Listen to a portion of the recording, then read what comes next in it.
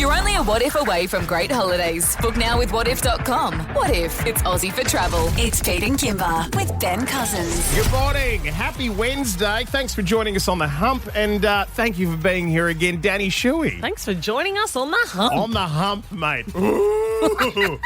Have you ever ridden a camel? No, I haven't. Okay, well, I have. Well, back in the day in my younger years. In Broome. In Broome. There is nothing more terrifying than when the camel's sitting and you go on for the ride and then it stands and you realise how high above the ground you are. Because they're bloody tall, aren't they? They're bloody tall, but it is one of the best tourist experiences in Western Australia. Right? Mm-hmm. Have you ever been... There you go, Tourism WA. Thank you very much. You going to send them a check or what? Yeah. And they're messy things, aren't they? Spit, don't they? They spit. That was, like, you know how if you get close to an alpaca at a petting zoo or a farm, if you've ever taken the kids, and they just spit at you out of nowhere? Yeah. The camels will do that too. So do they stink? Do they smell? Do you know what? I can't say I picked up any smells. No, that's all right. Yeah, that's good. Nothing, the hump was given off or anything like that. It was just, it was, really, really fun experience. Yeah, all right. It's Pete and Kimber with Ben Cousins. It's time for Mr. Cousins to get some Benjication. Will he become a Bengineer or a master of Benomics? Pete and Kimber with Ben Cousins presents the Ben-Prentice. It's the Ben-Prentice, getting Ben to do all sorts of random jobs for us. If you've missed the pics, vids and things that have happened so far, head to the Pete and Kimber socials and also Pete and Kimber on Listener. He's given our boss a tattoo on the backside. He's given me a haircut. Can we make him a dentist? Because I'm due for a scale and clean. A dentist, you reckon? I would never let that man put tools in my mouth.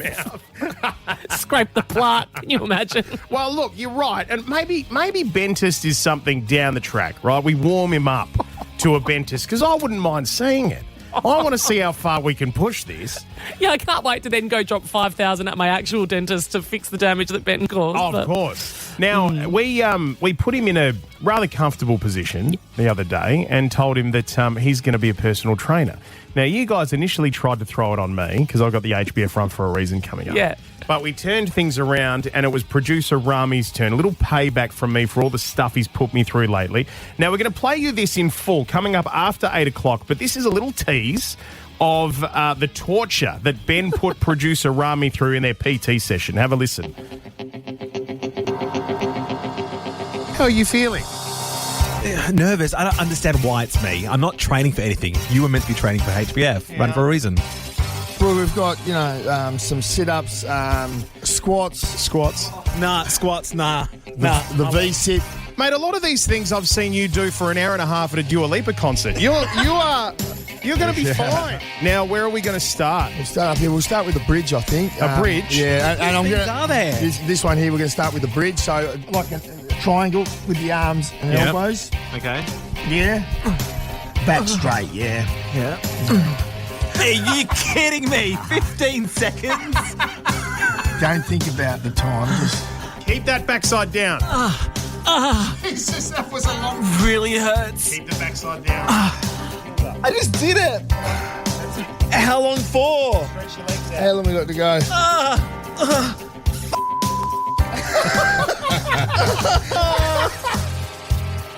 So that's just a little bit of the torture that producer Rami was put through by Ben. That was actually a few days ago. Rami, how are you feeling now? It's been a few days. Are you recovering or what? It's been 48 hours, no one's counting, but I'm still in a lot of pain. I'm not walking right. There was a waft of Epsom salts as he walked in. He's been having those baths. Yeah. I need a massage. Stat. It's Pete and Kimber with Ben Cousins.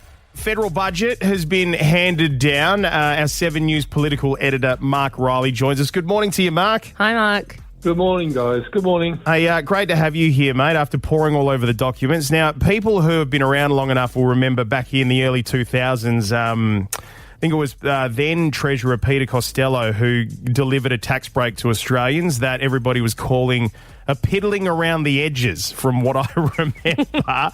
And we're hearing that this is very similar as that. Is that right? Are we getting a little piddling around the edges back in our pocket?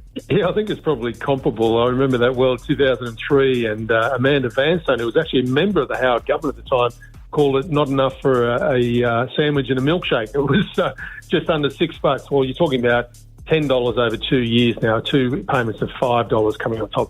What the government says, though, is that it goes on top of the $40 from the stage 3 tax cuts from last year and just continues to cut tax little by little. It says it realises it's not a lot, but in combination it's about $50 off in total a week for the average wage earner in a couple of years. Mark, so the average Australian, we just want like a quick summary of the winners and losers out of this budget. I read somewhere that small business is one of the losers, if you want to call it that. So can you give us a quick summary for the average Aussie? Because when I look at the budget and look at numbers, Pete, I'm not going to lie, it's all a bit confusing to me, and I need a quick summary. Well, that's why we have Mark. Yeah, look, the winners is practically everybody, frankly, because the election is so close to us. They don't want people to feel that they're missing out. Yeah, small business is worried about the instant asset write-off not being extended. We're going to look into that today to see if that's happening. That's where they can write off on tax capital purchases like a ute for a butcher, a chopping block or tools or whatever, instantly up to an amount of about $20,000 or $30,000. But there are grants of about $25,000 for small business for energy use and efficiency upgrade. So there is some new money in there, and so the government's trying to sort of spread the lollies out across the entire electorate, if you like. Not a big hit for anyone in particular, but trying to ensure that no one really falls under that category of loser unless you're a foreign investor. You're a loser, but you don't vote. And if you're a criminal, pinching tobacco and selling it on the black market, you're a loser because there's a crackdown on that. But the average voters, very few losers. Mark, it is an election year. First thing, do you expect the government to call an election within the next week or so now that they've handed down this budget? And the other thing, overall, do you see this as a budget that will win votes? Yeah, I don't think it'll lose votes. I think is the first thing that I'd say, Paddy. But I think also, sorry, Pete. The thing is that we haven't heard the opposition's alternative yet, right? So we're waiting for Peter Dutton's budget and reply speech tomorrow night to see what he's going to offer. They're going to stand against this tax cut. They're saying they're not going to vote for that. That's a big deal. So the government's got itself a fight on cost of living and on tax, which is what it wanted. In terms of budget, the budget leading to election timing, I reckon the sooner rather than later. This is all about building a bit of momentum for the government to ride it into an election campaign and start to talk about all these things, all these component parts, talk up its own measures and put the opposition on the back foot, build on that momentum. So I wouldn't be surprised if elections called this weekend. All right, Mark Riley, 7 News political editor. Thanks for your time this morning, mate. Thank you, Mark. Thanks, Pete. Thanks, Danny. Take care. You know what that means, Pete? What does that mean? That means another hot dog for Danny. It's election day. I am all over election day. Really? I loved the state election day. I took the kids to 3 different polling places just to show them how fun it can be. Are you We serious? dropped $30 at a local primary school bake sale. Dropped another 30 at a hot dog stall at another school. We just went round. It's Pete and Kimber with Ben Cousins. Hey, Danny, you're a mama. I am. How many toys you got floating around? Be honest, for the kids. How old are your kids? Can I just start? 6 and 4. 6 and 4. Year 1 and kindy. We don't really buy our kids toys. Right. A lot of what they've got's come from birthdays or family, big family, right? Yeah. And I couldn't put a number on it, but it's at the point now where you're creating piles to donate. It's wild, isn't it? And I don't love that that's what their bedrooms are like. Yeah. I wish it was more minimal. And look, but it happens. It happens. And the reason why I bring this up is I saw this pop up in my Instagram from the Washington Post, and it was a guest column by an author called Ellen McCarthy. She was a mama talking about the fact that toys are a scam. This was the headline, right? Toys are a scam. And she said, kids want them, we buy them, and nobody plays with them. And I swear to God, it made me stop and it hit me right in my chest. And then I went looking on TikTok. I came across this other bloke. This is just a dad. All right, this is David Arnold, and he had this to say. Wow, waste all this money on kids' toys? None of this stuff ever gets used. But every time they see a new toy, Daddy, I gotta have it. Please, I swear I'm gonna use it. And you know where it ends up? In here. This is $6,000 worth of Daddy, I gotta have it. And all the stuff you buy, they're never going to clean it up. Daddy, I want to do arts and crafts. You see anything creative in this corner? Not me. I see my money just sitting here. I could have bought a goat. They said they were going to take up sewing. You know what they've sold with this? Not a goddamn bird. That's about right. I'll agree with the cleaning up part, though. The more you have, the more there is to tidy. But, Pete. Yeah. Kids, Ollie and Georgia have got boxes of shapes, magnetic shapes and things like that they maybe played when they were a little bit younger and I used to bring out for creative play. I've now boxed that and put that away, but it comes out in rotations. Right, okay. And it piques their interest again and then they get back into it. So I think sometimes it's on us. But it is absolutely. It's absolutely on us. But don't you think if you're rotating through toys, we went through this period, I don't know what it was, but I feel like we've gone through this period of parenthood for us where toys and material things were such a thing. Like now we're trying to move our kids away into experiences and stuff like that. I don't know if it's because they're getting a bit older. I've got a 9-year-old, a 7-year-old and a 3-year-old. Yeah. But we did a massive clean out a few weeks ago and I could not get over just looking at the thousands upon thousands of dollars of stuff. And we decided, we were like, okay, we can rotate these through. But it got us sort of thinking like, if we're rotating toys, why do we have so bloody many of them? You know what I mean? Correct. And birthday parties and Christmas and things like that. They just get so much stuff. I can't get over you have to cap it, don't you, almost, and say to the family, I have to say that to my family, just one gift each. 100%. Then they go to school. Yeah. They make friends. They go to all the parties. They come over, give them like presents and stuff. Yeah, and our kids are very lucky, right? But one thing I do with Ollie and George is I say to them, sort of at the change of season, can you pick some things just before your birthday that we can donate? Yeah, and they love beautiful. the experience because they're in on it and then they're encouraged to think about other children that might not have toys. And so I've really enjoyed that experience with them, getting them to choose what could make someone else happy. It's a great idea, isn't it? Yeah, it gets them thinking. There was one other thing that this person said on the Washington Post. They said, we have 4 kids. The oldest is 11. The youngest is 3. You know what's been consistently played with over the past decade? Couch cushions, boxes, sticks, though we don't allow those inside. And like, my daughter Isabella brought home a stick from the park the other day. Has been playing with it for 3 days straight while their Barbies have just been sitting there on the floor. Well, I do the 4Drive Adventure Show on Channel 7 as well. We film for that. And quite often I take the kids out in the bush. And we don't pack toys on those trips. It's a colouring in book and pencil. So I would agree. Yeah, it's unreal. It's Pete and Kimber with Ben Cousins. Pete and Kimber's Yay or Nay. All right, so it's time for Yay or Nay. We've got producer Rami in here to run us through these. Hello, Rami. Okay, 3 topics. Got 3 seconds on each. Are we ready on the first? Yes. Yay. He really Are you okay, buddy? Speaks to us like we are an inconvenience. Well, you are this morning, Danny. Okay, first one. Sleeping with a snoring partner. 3, 2, 1.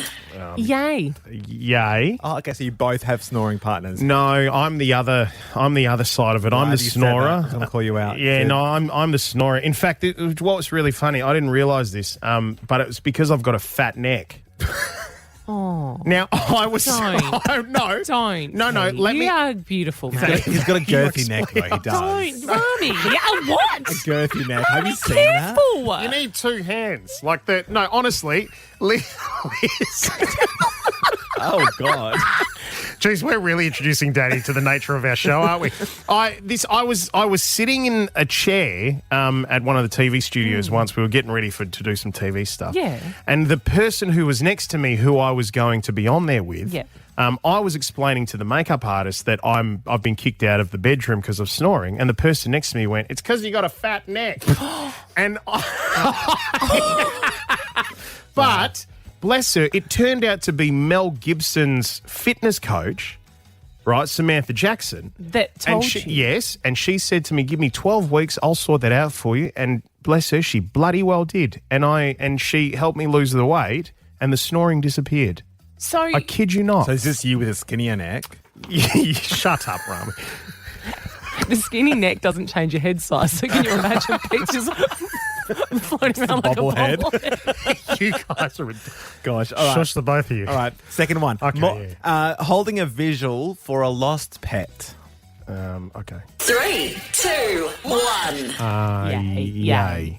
Oh, okay. Yeah, I've never heard of people doing that. Apparently it's a thing. Oh, So it's a touchy subject. I've got 2 old dogs at the moment, trying to decide what the next chapter is, and I would have to do it for the kids. I would. I really would. You'd hold a I guess vigil. for kids, Just a little one with the family of 4, like not inviting Yeah. The neighbourhood. Tom, Dick and Larry. I'm just No. having the 4 of us. Well, Americans do things differently, I think, because there's an alligator. His name is Walter, and he lives near an apartment complex, which is scary enough as it is. But he passed away overnight, guys, and the residents of the complex held a vigil. According to residents, the alligator called Walter has lived at the XYZ apartments for 12 years. Tonight, people who lived around Walter gathering for a vigil after the alligator was killed yesterday. We watched him here every day. We walked by him. Nobody bothered him. Nobody fed him. So he was a piece of the community. And even though he was a cold-blooded animal, we all loved him, and it tore us all up. Americans. I don't even have words. Oh, Walter. We ain't going to be able to see him when we walk down the bayou.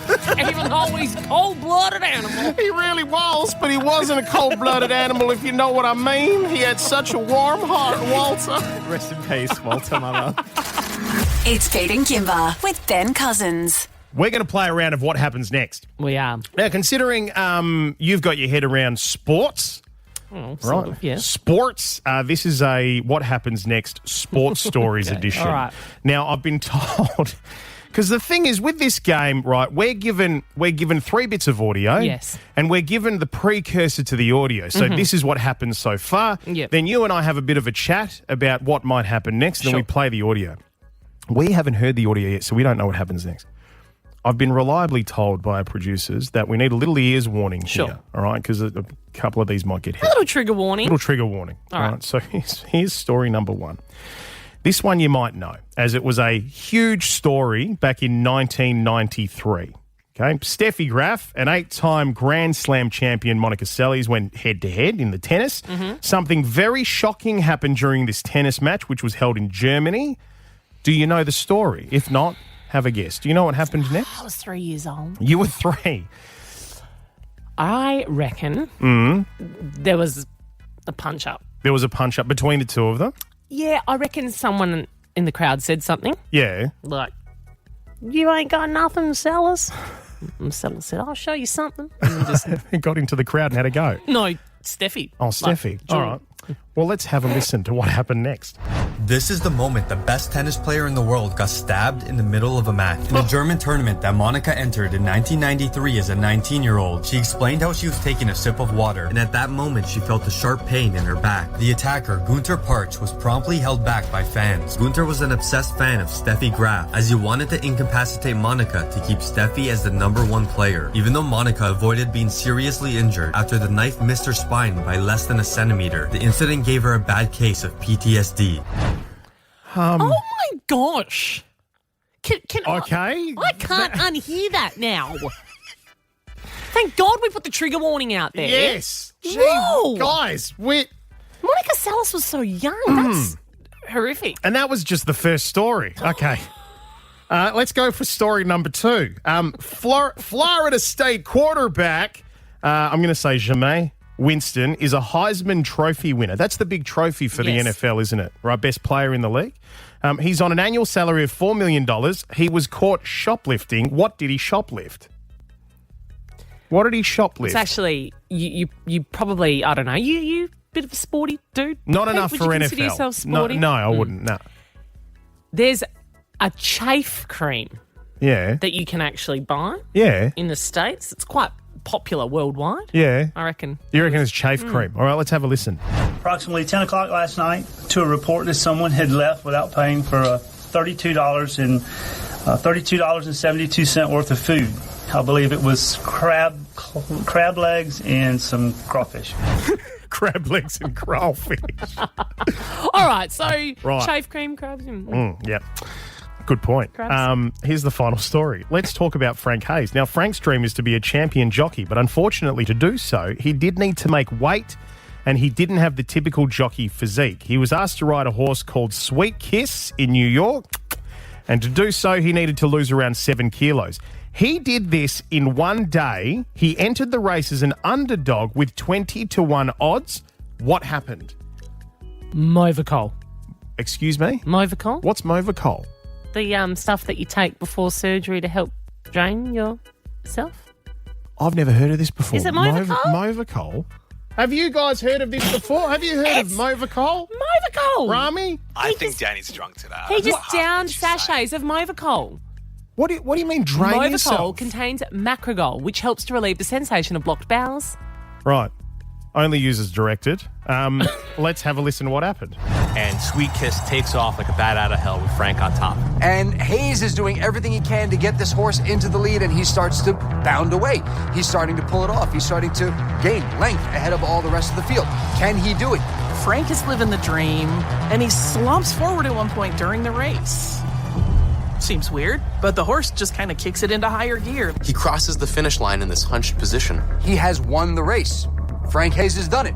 He has achieved his dream of being a champion jockey. Oh, no. Instead of raising his arms to celebrate, Frank is oddly still. The owner comes rushing over to him, ecstatic with this completely long shot victory. And as he's about to congratulate him, Frank Hayes falls off the saddle, face first into the racetrack. As it turns out, Frank has had a heart attack. Oh my gosh. He died before crossing the finish line. Frank Hayes becomes the only person in horse racing history to ever ride across the finish line of a race and win as a dead man. Okay, 3 things. Horrific. Again, producer Rami, producer Brooke, are you okay? Okay? Are you okay? Are you okay? I think it's really interesting. Oh, you are welcome. I think you're very grim, and I think you need to maybe go have some time in the quiet room. Have some Movicol. Number 2, I didn't mean to diminish the brand of Movicol. That does not cause what happened. No, that's good. That's to good Frank of you Hayes. to. Number 3, I actually wasn't listening to you. Yeah. And your question was what happened in the race. I thought you asked me how he dropped the kilos. Oh, look, it's fine. Fit for the race, which is why I said Movicol. Hey, just like Frank Hayes, we still got there in the end. It's fine. I just need therapy now. What the hell? It's Pete and Kimber with Ben Cousins. Danny Shuey in here from Seven's footy commentary team joining me for Kimber today. Dear Pete. That's right. Dear Pete. Just these big shoulders the shoulders, the neck, everything just got bigger. Yeah, and, you feel like you are just qualified to give some expert advice. Well, not everything got bigger, but, just most of the things. Now, Danny, here is where people have written into our show, either through DMs or text or peteandkimber.com.au, with a conundrum. And then we read it out, you and I have a little discussion about it, and then we throw it open to the good people listening to this show. Sure. And we're right across WA, so there's plenty of them that could pile in on this. Sure. Dear Pete, I need some advice. My husband and I have 2 kids, so this is coming from a mama. We both work, but I do work for myself, so I have more flexibility. Mm-hmm. My husband makes no effort to make it to our kids' school activities and even their weekend sports. It seems to be all my responsibility, and it's starting to really bother me. He does have a pretty intense job, and I understand he needs downtime, but so do I. I bend over backwards to put my kids first, but it just seems like they aren't his number one priority. I'm not sure what to do as we go around in circles when we discuss it. And that's where it ends. So I assume it's like, okay, we're going around in circles. I don't quite know what to do about this. How can I get us out of circles and in a positive direction, I'd say? So here's a couple of things I dissect from this, Pete. Yep. He does have a pretty intense job, and I understand he needs downtime, but so do I. Well, there's your first problem. You actually don't understand he needs downtime because you're complaining about the fact that he's having downtime. Right. So you don't understand it if you're complaining about it. So are you having a little crack at there? I'm just trying to find the balance here. Okay. So you don't understand. Yeah. Yep. So there's why you're going round in circles. Mm-hmm. Because when you go to the argument, you're saying you understand, but actually you don't understand. Yeah, okay, I understand. You're not actually validating how each other are feeling. Would you agree with that? I would agree with that. No, that's a very good point that you make. Yes. Do you know what I'm saying? saying? And validating how each other are feeling are the first step to moving on. Absolutely. It is incredibly hard to find the balance when you've got young children. And as they get older, their commitments increase. Yeah. There's so much to attend, so much to be at. Add in family and social life, and it is, honestly, it's like Tetris. How do you go, right? Because especially when Luke was playing for the Eagles and was captaining, had such a huge commitment to the club, and you had a couple of young kids, but you also do a lot of work yourself as well. How did you guys manage that? It's communication. And you have to want to be there for your family, right? Which we both want. So Luke does everything. Coaching is arguably more time consuming than when he was playing. Is that right? Because he's coaching now, right? So he's an assistant coach at West Coast. Yeah. His schedule's a lot more intense. The hours are a lot longer. He's around less, but he prioritises the kids and me over everything, right? Yep. So it's like, how can I work my day around making sure I'm giving my family quality time and I'm there for my kids? And realistically, that can't always happen. That's can't very always true. be at your kids' assembly or at their school disco or things like that. But you make your best effort and you try to make up for it when you can't be Well, there. the thing is here, she's saying her husband makes no effort. Right? Now, if they keep on going around in circles, at what point do you call it? You know, and how far do you have to take it to actually call it? Because if you've been going on around for circles for years and he's making absolutely no effort, and you see for the foreseeable future that he may continue to make no effort whatsoever, then where does that leave you? Yeah, but I know, but I also think she's saying he makes no effort, but let's speak to him. Right. Maybe he feels like he is putting in effort, but it's not living up to her expectations of effort. Okay. I'm trying to be... I know, you're trying to be... I do care for people's mental health, and I think if you've got a really intense job, it's bloody hard. Yeah, true. Raising a family to find the balance. I reckon dump him and move on. You are just ruthless. You are ruthless. Oh, I'm joking. But here's where we open it to you, okay? So those of you listening to this right now, please get in touch with us. 13 10 60. We need your advice. You know, maybe you are the husband in this scenario and you can speak to that and you can explain why you're making no effort. Or maybe you've got some advice for her. Maybe you're a wife who's in this position and it was going around in circles and it went one way or the other, and you can talk to that and give her the advice around that. Enrique, what do you think? I don't agree with her. Sorry, I'm just driving, so I'm just pulling over and turning off the car so I don't get a fine. If you know what I mean? Yeah, no, absolutely. Yep, all good. I'm sort of in a similar situation, right? I work hard. I have a stressful job, meaning I'm in the office and stuff, and I get home late. I leave home early-ish, and my wife works as well. She actually works with me, so it's even that added situation, but she does have the flexibility of, you know, picking up the kids, being there for them and stuff like that. I don't have that capability, or I do have the flexibility, but because of my work commitments, I can't go to school functions, assemblies and stuff, but I'm always there for the weekend. Take my son at 6 o'clock to play T-ball on Saturdays, the girls to do dancing and stuff. So I take a lot of that responsibility on the weekends. Yeah. It's about communication, like you guys mentioned. Yes. And that's where it comes to. And before I never used to do it, but if you don't speak about it, it's not going to happen. But he also needs to want to do it. That's also the key. Correct. You got to want it. You got to want it. You got to want to be there for your kids. It's different if you go, hey, Saturday's my day off and I'm going to go play golf all day after you've had a full-on week. You've got to want to be there for your family. And I feel for you, Enrique, because no doubt there's been part of your life where you've had a little bit of guilt, you know, at those days where you just can't get home to the family, right? That's right. Yeah, I mean, I got my kids saying, "Oh, Dad, why can't you come to my assembly?" and things like that. And it does break my heart. Yeah. But then I sort of explain it so in a way that they understand. And I make it up in other ways. Like I said, I take them to the sports, or I try to be a bit more involved in the house when I do get home and stuff. Good on you. You're doing the best. It's hard, but it happens. Enrique, to this point, right, because she says they're going around in circles and he makes no effort. What if she comes to the realisation that he's not going to make an effort? What do you think they should do there? Oh, look, it's a tough one. And maybe they do have to go to counselling. I used to be quite against all that back in the day, but it actually helps, you know. And then I was open to it one day and did the whole couple counselling, and it's made us a better person together and want us to be enjoying our time together. And you get to speak about things, and as men, probably something we tend to hide a bit more, but it's actually worked. You know, I actually believe it's something that everyone should do if they're struggling and they can't find ways to overgrain to things. Bang on. You know what they say, Pete? It ain't weak to speak. That's a great point. Well said. Enrique, thanks for your call this morning, mate. Enrique. Good on you. No worries, guys. Have a good one. It's Pete and Kimber with Ben Cousins. After 8:30 this morning, we've got some questions we need to ask you about. No, we'll be nice. Yeah. We just want to learn a little bit more about don't be afraid. We will take care of you. We're not like that.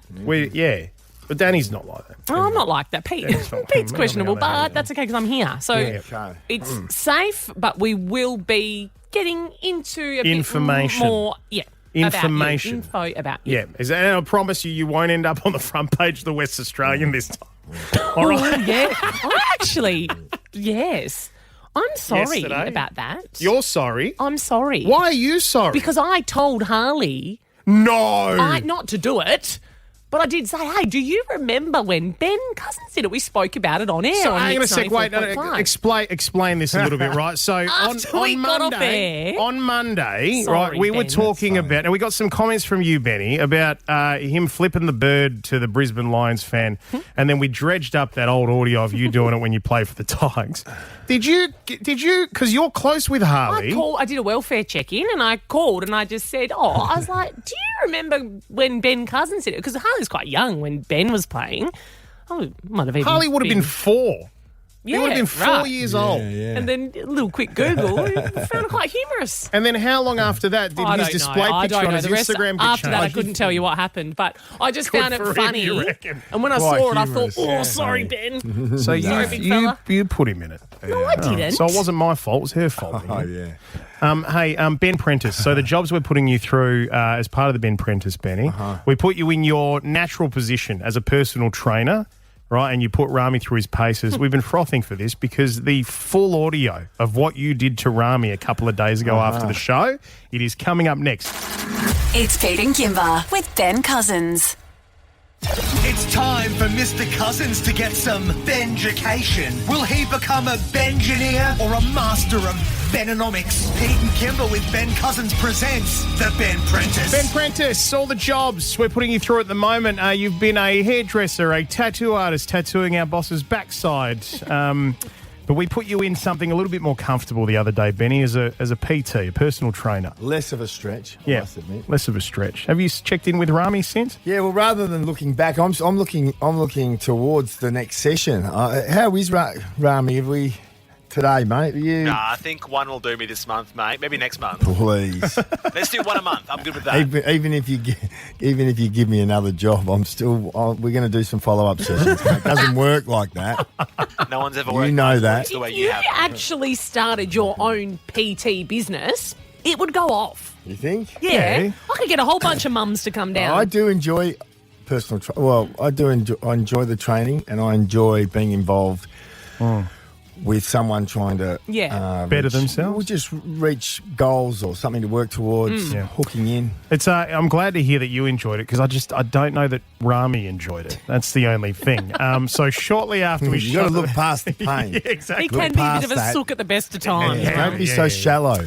So let's take a listen. This is in full your training session with producer Rami. Take a listen. So it's time for revenge. Producer Rami, you thought you were going to be putting me through a PT clinic with Ben Cousins. No, it's actually going to be you today. How are you feeling?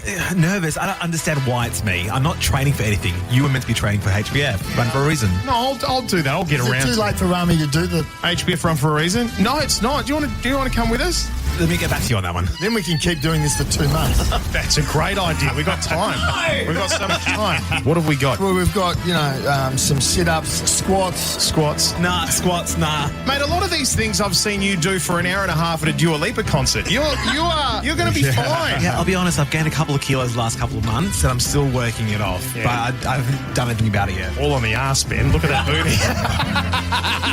No, you'll be fine. We'll go gently to get into it today. Yeah, we'll start with the bridge, I think. I'll do this one to help show you, like a triangle with the arms and elbows. Back straight, yeah. Yeah. Am I straight, Ben? Very straight. I can feel it in my stomach. Yeah, that's exactly where you want to feel it. 15 seconds. Are you kidding me? 15 seconds? Oh. 30 seconds left. No, keep pushing. You're almost there. I know, man. It's just some sort of a warm-up before this. This is the warm-up. What kind of PT does this? Ben, how often do you go to the gym these days? I'm only there probably 3 times a week, and not for long. I haven't gone since November. 2004. We're going to do 30 sit-ups, but we'll try and do the 30 sit-ups in the first 30 seconds, and then for the remaining minute, we'll try and just keep our heels off the ground for a minute. I wasn't listening. What did he say? What are we doing here? Okay. He said you're basically. Yeah, so to start with, we're just going to just crunches. Yeah, go all the way up. 4, 5. I'm on 3 weights. 14. I thought I had core strength. 15. There's nothing left. 16. One more, Rami. 20. Now we just got heels off the ground for the last. What? Yeah, put your heels up. I just did it.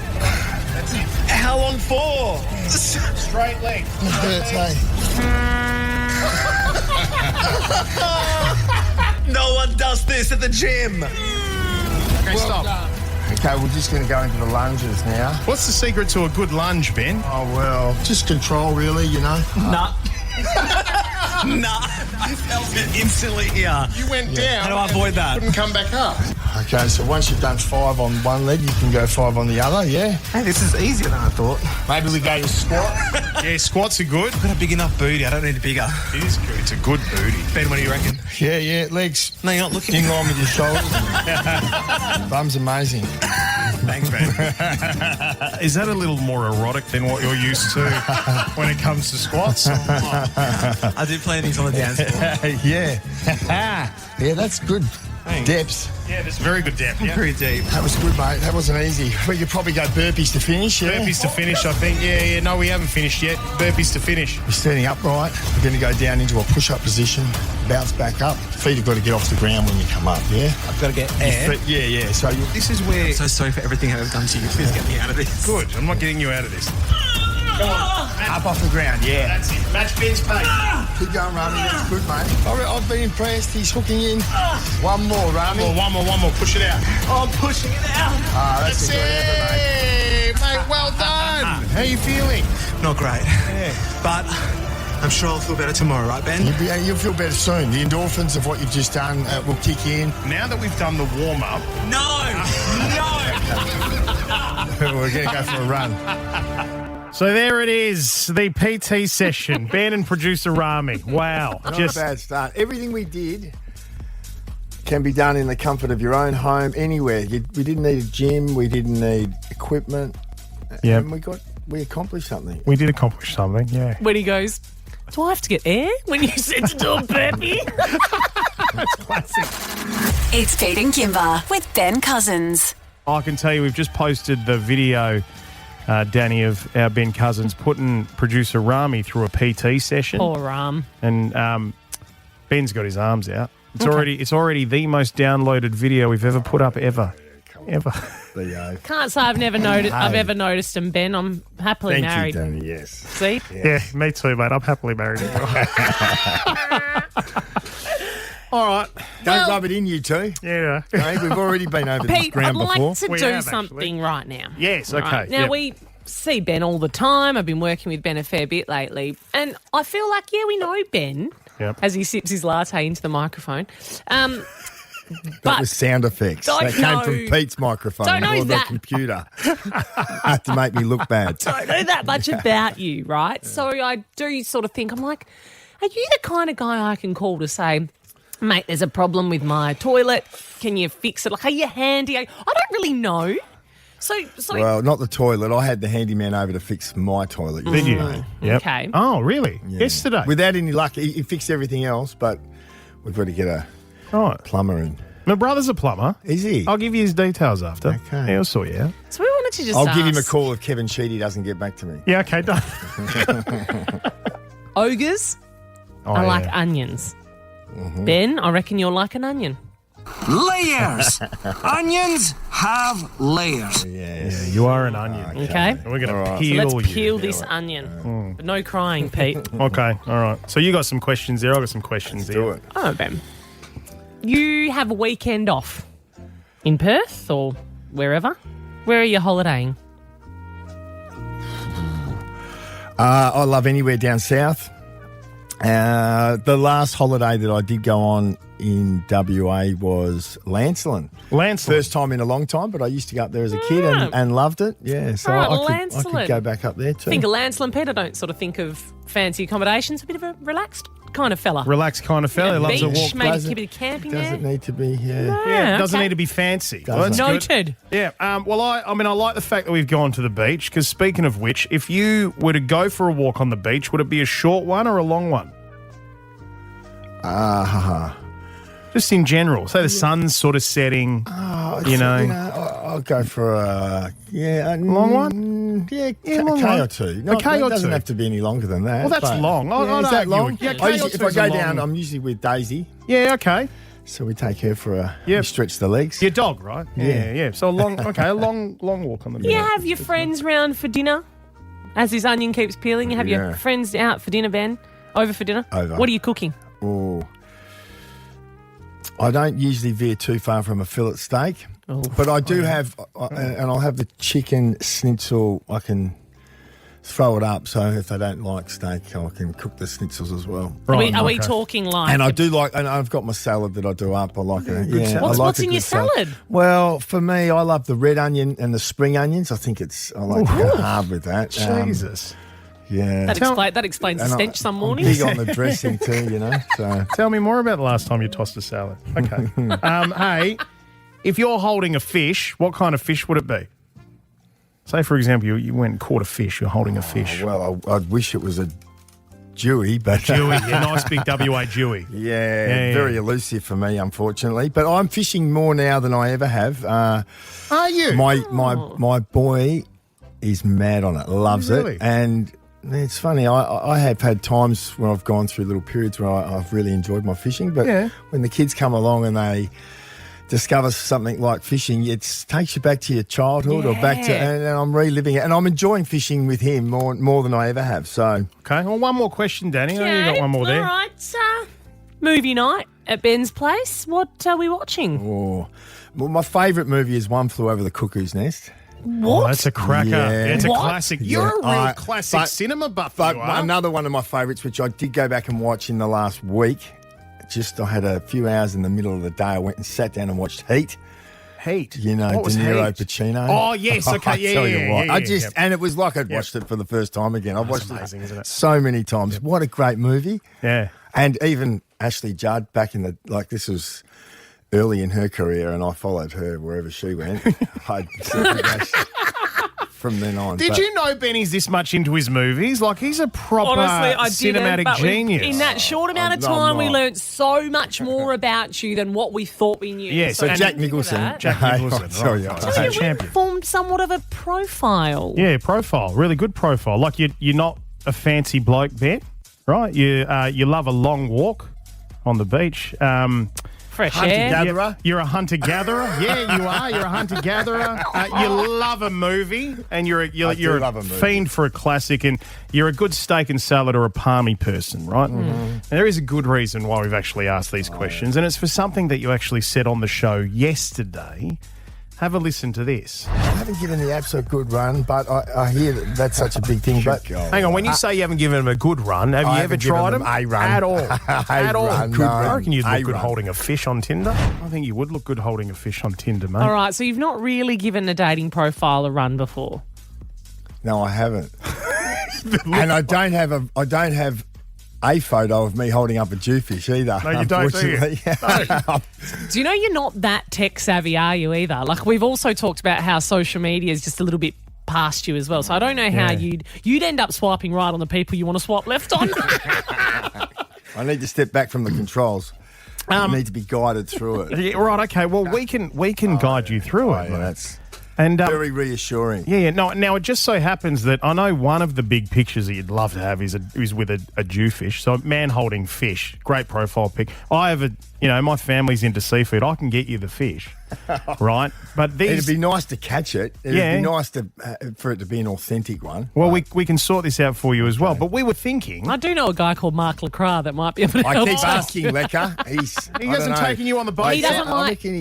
He doesn't like showing people his secret spots. That's why. That's true. If he knows where the big fish are biting, he won't take you there. Yeah. I know that for a fact. Is that right? Not bad then. Yeah, that makes so, sense. look, here's what we're going to do right now. I don't want to put you too deep into it, but it's good that we know a little bit more about you, and we've got these ideas I'm for going to some ask photos. Lecker on Sunday. Ask I'm gonna say, Lecker. are you the man to get me a photo with a jewfish? Preferably. Okay, well, that's good. Preferably. Because I don't want a frozen one from Corelli Seafoods. Yeah, I don't want one. Whoa. It's not frozen. We have fresh out the front stuff. of Kaylis in Leadable. I don't want that. Oh, we don't. We don't mention Kaylis. Thank you very much. Oh, sorry. Okay. Competitive. Oh. No, but hang on. That's one photo. We're going to bring you in next week, and we're going to do a Tinder profile photo shoot for you, okay? All right. No, I think this will be good. This is step one to getting you to dip your feet back into the pool, Ben. Okay. All right. How's that? Is that okay? Yeah. But not shirts off. Like Not shirts off. No. This is no. wholesome. Yeah. Profile that's pic what content. We're going for, isn't it? Well, you know that we did a photo shoot with Benny recreating his shirts off baby oil photo. this time. No baby oil. Yeah. Danny, did you hear that? I've got a little bit of audio from that photo shoot right. here. Have a listen. So now you're essentially looking at Kerrod. You're smiling with your eyes. You're looking at Kerrod. Hands behind head. You That's feel perfect. dangerous but safe at the same time. That's perfect. Amazing. I feel Looking queasy. good, Ben. Looking good. Is the Boys to Men helping? I honestly Smile in feel your eyes, queasy. mate. It looks fantastic. Sorry, what was that? I feel queasy. Yeah, Honestly, I feel so sick. do I do. Yeah, I'm I being promise serious. you. I What promise a nice you. way to finish the show. I promise you. It won't See you be tomorrow. the same. See you tomorrow. It won't be the same as that, all right? It's going to be a little bit less sensual. Okay, so next week, cheeky photo shoot organised for you here at the studios. We're going to start building this profile, okay, mate? All right? You can say thank you. Yeah. That's okay. All right. Thanks for being single. Enjoy it. Go with it. Pete and Kimber with Ben Cousins. 6 to 9 weekdays. You can't miss Pete and Kimber with Ben Cousins. And you can't miss with whatif.com. With loads of accommodation options plus flights, car hire and things to do. Book your trip at whatif.com or download the What If app. What if it's Aussie for travel?